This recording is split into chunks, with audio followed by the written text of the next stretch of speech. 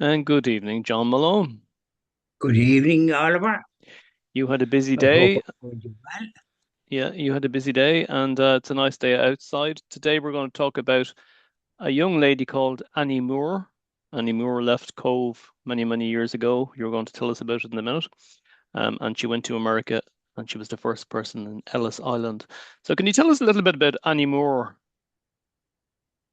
Hi, Annie Moore, a youngish lady from Cork, and she went. Her father and mother was there, and I think one or two other of her brothers or sisters, and then herself and I think another brother or two were going. Then that were invited to go, and they went in by boat.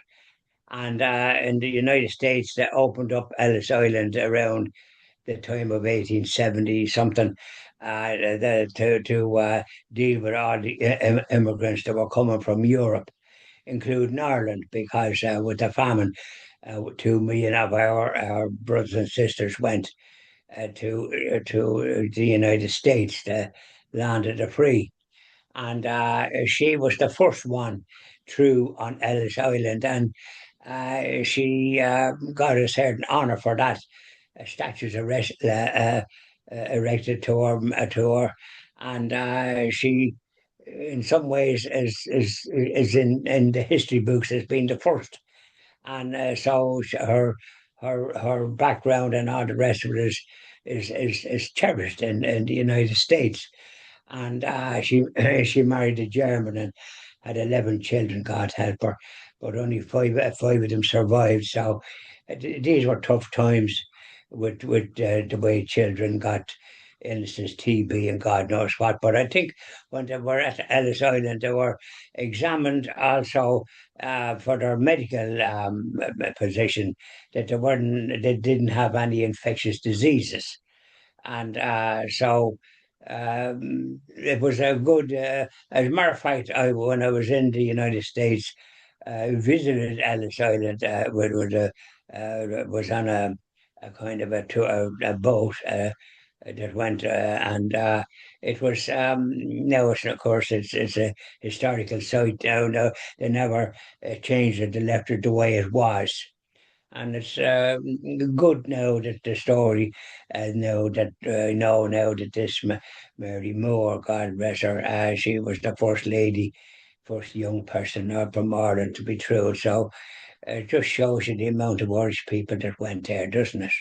Does, so her name was Annie Moore, and she was born in 1874 on April 24th.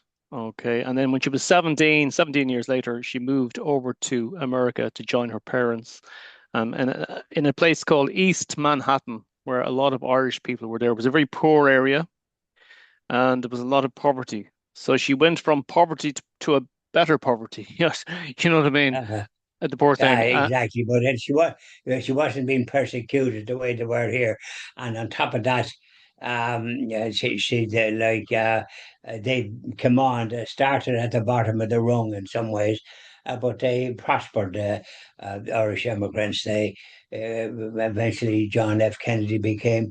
His family went there in 1850, and from Wexford, and he eventually became president of the United States. So that's an example. And I think there was other people from of Irish descent that were presidents, but they were of a different persuasion than Catholics. They were of the Protestant variety from the six counties. So I mean, we have a great record there, and the idea that you're just saying there, what they did in Ellis Island, is something that could be done somewhere else. This is the thing. But I just want to say that they processed 12 million people, okay, in Ellis Island when there was no computers. Exactly. These are not small figures. I think it was over a 60-year period thereabouts, okay. But Annie Moore was plucked from the crowd, and she got a $10 gold piece as the first one that was processed. And it's nice to think that she was Irish, and she was only 17. She was only a baby.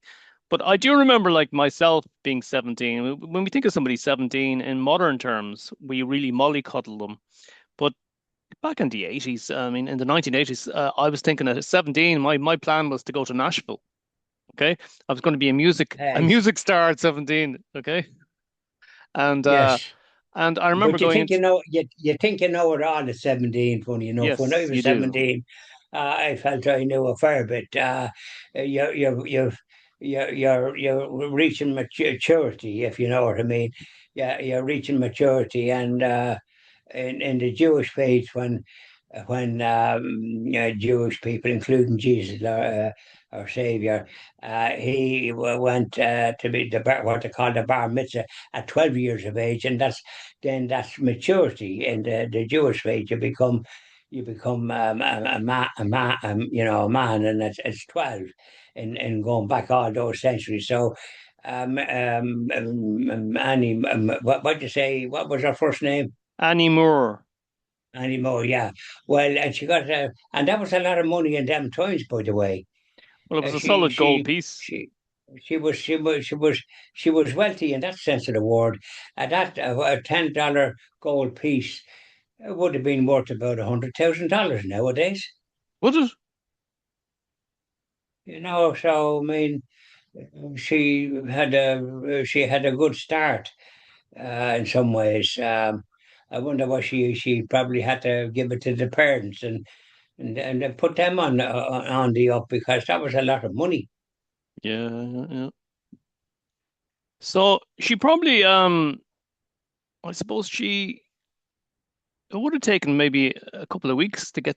She would have been on the ship for a couple of weeks, maybe 2 or 3 I did weeks. the would. Tough journey. Tough journey, absolutely, and like it probably would have been packed as well.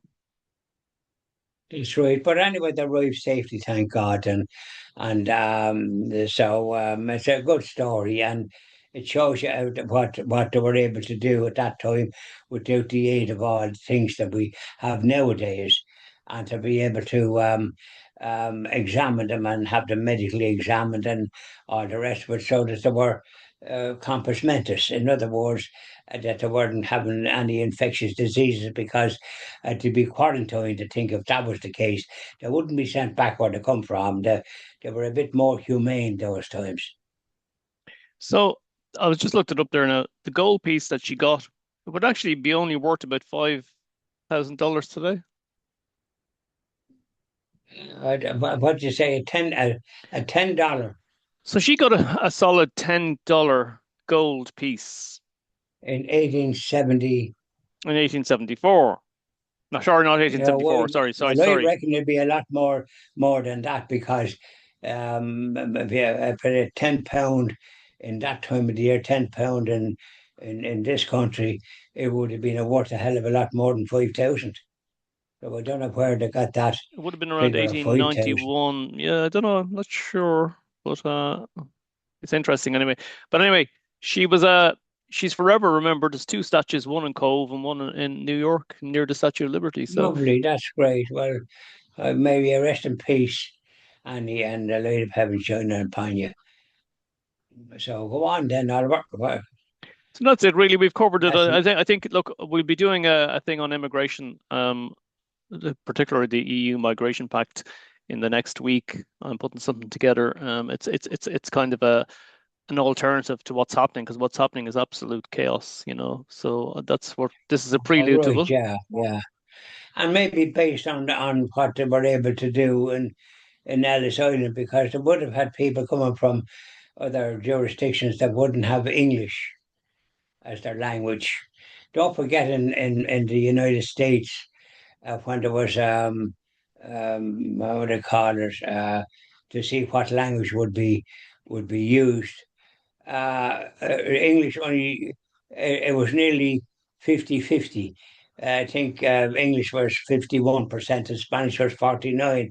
So it was very close call that Spanish could have been the language of the United States. But it wasn't because language Spanish is the language in South America of a lot of countries, and Portuguese in Brazil, I think. But it just shows you how close it was. This is it, you know. So anyway, we've something to look forward to later on. Maybe it'll probably be next, maybe Friday, Saturday. We might have it together by then, you know. But it was an interesting story Right. about Annie Moore when I was doing some research, came across her, and It's yeah, well done. Yeah, it's a lovely story. Yeah. and I like to hear that, and that our Irish immigrants were so honoured, and that's the great gift I think of the United States to have that welcome sort of a thing. This is one of the countries that welcome people more than any other country that I know. Because when I was there in 2004 with my late wife Julie, I can only say that I totally found them very welcome. Compared if I was going to Britain, it's a different kettle of fish altogether. America, you just got a pretty good welcome wherever you went. That's it. John Malone, thank you very much and have a very pleasant evening. Thank you very much. Cheery boys. See you later.